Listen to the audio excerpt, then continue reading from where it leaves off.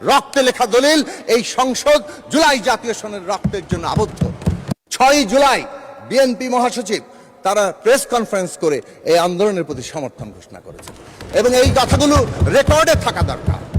হ্যাঁ, একটা সময় এসে যখন ফ্যাসিবাদীরা বলল যে এটা বিরোধী দলের আন্দোলন, বিরোধী দল হাইজ্যাক করছে, তখন কৌশলগত কারণে রাজনৈতিক দলগুলো, আমি ব্যক্তিগতভাবে তার সাক্ষ্য দিতে পারি, বিএনপি মহাসচিবের সাথে এ বিষয় নিয়ে আলোচনা হয়েছিল যে আমাদেরকে এমনভাবে অবস্থান নিতে হবে যাতে করে ফ্যাসিবাদীরা পুরনো কৌশলে আন্দোলন ধ্বংস করতে না পারে। তারপরও আমরা দেখেছি কিভাবে তারা নির্বিচারে হত্যাকাণ্ড চালিয়েছে, হেলিকপ্টার থেকে গুলি করে পর্যন্ত তারা গিয়েছে, রীতিমতো ব্রাশ ফায়ার করে মানুষ মেরেছে। এবং শহীদের সংখ্যা নিয়ে এই বিতর্ক খুবই অনাকাঙ্ক্ষিত, এটা মাঝখানে বলে রাখলাম। শহীদের প্রত্যেকটি সংখ্যা কেবল তারা সংখ্যা নয়, এক একটি মানুষ, এক একটি জীবন, এক একটি স্বপ্ন। সেই স্বপ্নের জায়গাগুলোকে আমরা যাতে সংরক্ষণ করি এবং তাদের মর্যাদা দেই, রাষ্ট্রীয় মর্যাদায় অভিষিক্ত করি। আমি একটু দ্রুত করব।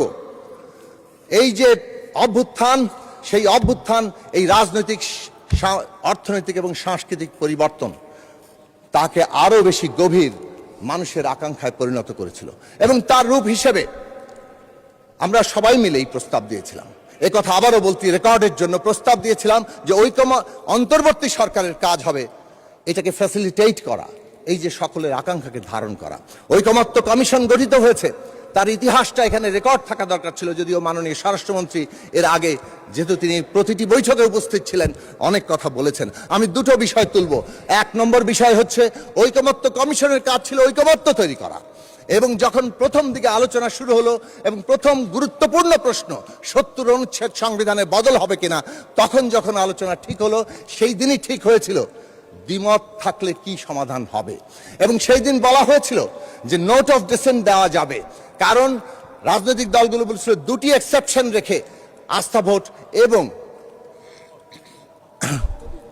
বাজেট, অর্থ বিল, এই দুটো এক্সেপশন রেখে 70 অনুচ্ছেদ করা। বিএনপি সহ আরো কয়েকটি দল বলেছিল আরো দুটো জিনিস যুক্ত করা দরকার, জাতীয় নিরাপত্তা এবং যুদ্ধ পরিস্থিতি, সংবিধান সংশোধন।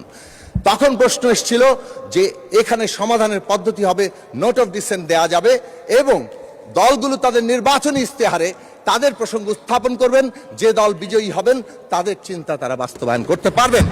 এবং সেটাই জুলাই জাতীয় সনদে লেখা হয়েছে। This is number 1, it should be recorded. Number 2, July জাতীয় সনদ নোট অফ ডিসেন্ট সহই আমরা স্বাক্ষর করেছি। প্রশ্ন ছিল সবাই যাবেন এবং যে দল বিজয়ী হবে তারা তাদের মতো করে করবেন। তারপরে আসলো বাস্তবায়নের প্রশ্ন।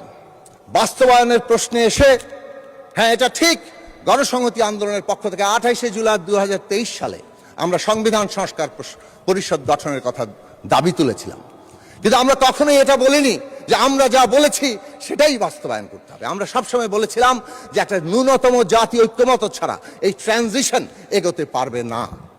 এই প্রশ্নটি খুব গুরুত্বপূর্ণ যে আজকে ন্যূনতম জাতীয় ঐক্যমত্য তৈরি হয়েছিল কিনা।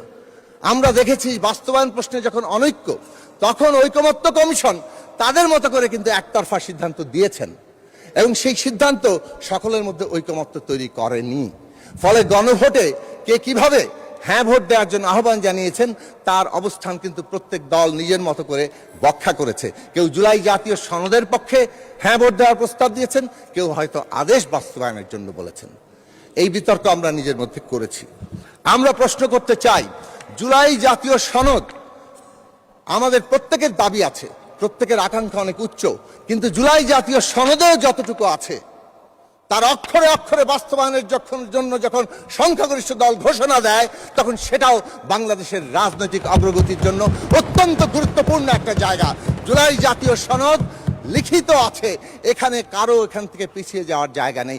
রক্তে লেখা দলিল, এই সংসদ জুলাই জাতীয় সনদের রক্তের জন্য আবদ্ধ। অর্থনৈতিক, সামাজিক, সাংস্কৃতিক ব্যবস্থার প্রয়োজনেই রাজনৈতিক কাঠামোগত পরিবর্তনের প্রশ্ন আসে। বাংলাদেশ 54 বছরের অন্তত একটা গুরুত্বপূর্ণ অংশ, বিশেষভাবে গত 17 বছর আমরা দেখেছি দিনে দিনে ক্রনিক ক্যাপিটালিজম, কিভাবে রাষ্ট্র ক্ষমতা ব্যবহার করে পোষ্য অর্থনীতি তৈরি হয়েছে, কিভাবে রাষ্ট্র ক্ষমতা ব্যবহার করে ধন সম্পদ লুট করে নিজেদের ব্যক্তিগত পকেটে ঢোকানো আর বিদেশে পাচার করার জায়গা তৈরি হয়েছে। এই অর্থনৈতিক ব্যবস্থা যদি বহাল থাকে তাহলে বাংলাদেশ এগোতে পারবে না, এবং এই ধরনের অর্থনৈতিক ব্যবস্থা একটা ফ্যাসিস্ট ব্যবস্থাকেই তার সাথে সঙ্গতিপূর্ণ করে তোলে।